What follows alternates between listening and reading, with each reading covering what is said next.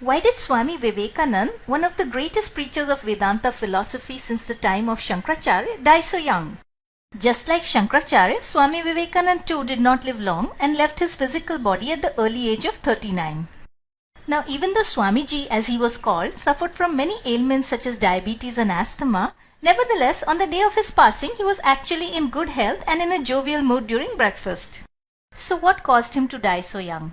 Actually, behind the passing of every evolved soul such as Swami Vivekananda, there is a greater spiritual reality hidden which we ordinarily do not grasp. But luckily for us, Swamiji himself revealed the truth in great detail.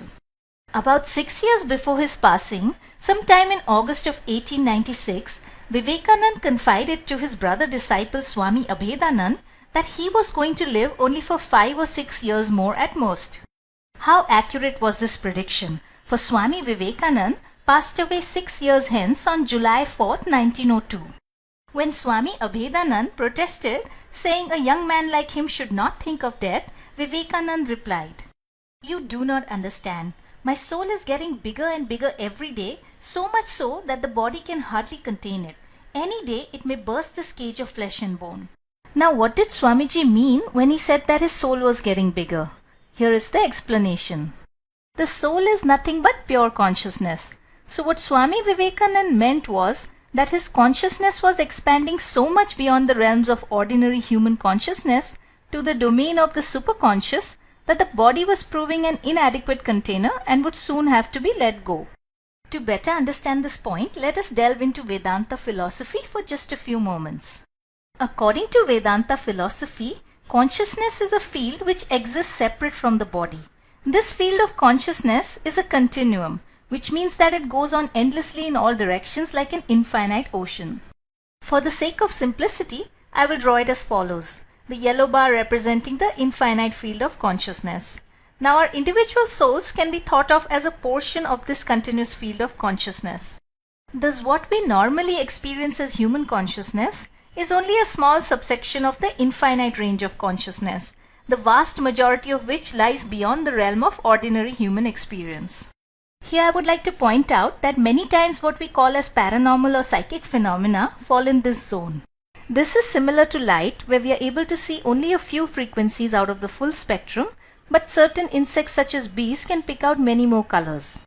Now Vedanta tells us that different living beings experience different portions of this one continuous spectrum of consciousness. Take for example the ant. Compared to us, it has significantly lower amounts of consciousness. An ant is not aware of the traffic jam outside, nor does it worry about picking the kids up from school. In other words, the soul of the ant is in a state of restricted consciousness or limited awareness about the world. Many things exist beyond its ant world of which it is completely unaware. Now let us say that the soul or consciousness of the ant expands so that it becomes aware of more things. Then Vedanta tells us that the soul of the ant will find the small body and brain of the ant as insufficient to express its greater consciousness, and therefore it will manifest for its purposes a better body, say that of a cat.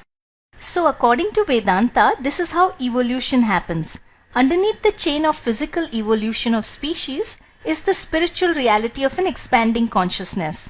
This expansion of consciousness is the real engine which propels the entire train of biological evolution. Now in the evolutionary chain, you do not jump directly from an ant to a cat. Rather, there are many small evolutionary steps in the middle, but this is just an example to demonstrate the idea. In fact, in Hinduism, the soul is said to traverse through 8.4 million life forms before it attains to a human birth. But human beings too are not the final step in the evolutionary chain. In the case of human beings, our consciousness or our soul has gotten significantly bigger than that of animals, but it is still restricted. In fact, still beyond the realms of ordinary human consciousness lies a specific state of superconsciousness where our soul has become so enlarged that it has become infinite. In other words, from being a little portion of the ocean of consciousness, it has become the whole. This state, where the soul has become one with the infinite ocean of consciousness, also known as universal consciousness or God, this state of the soul is called by different names in different religions. In Hinduism, it is called Samadhi. In Buddhism, enlightenment. And in Christianity, salvation. The names may be different, but they all mean the same thing, and that is freedom or liberation from the evolutionary cycle of birth and death. For in this ultimate state of superconscious samadhi, the soul is finally free. Its infinite consciousness can no longer be confined to the finite body, and the body is let go. This state of samadhi was attained to by Swami Vivekananda, by his Guru Sri Ramakrishna, by Sri Aurobindo, by Ramana Maharishi, and in our present times by my highest Guru Sri Ram Sharma Acharya. This state of superconscious enlightenment was also attained to by Jesus and by Buddha, and this final state of freedom alone is the goal for all of us, right down to the little ant. This brings us to the end of our presentation. Thank you so much for watching. If you have further questions in your heart surrounding God, soul, consciousness, life and death, then be sure to visit my website, The Spiritual Bee, at www.spiritualbee.com.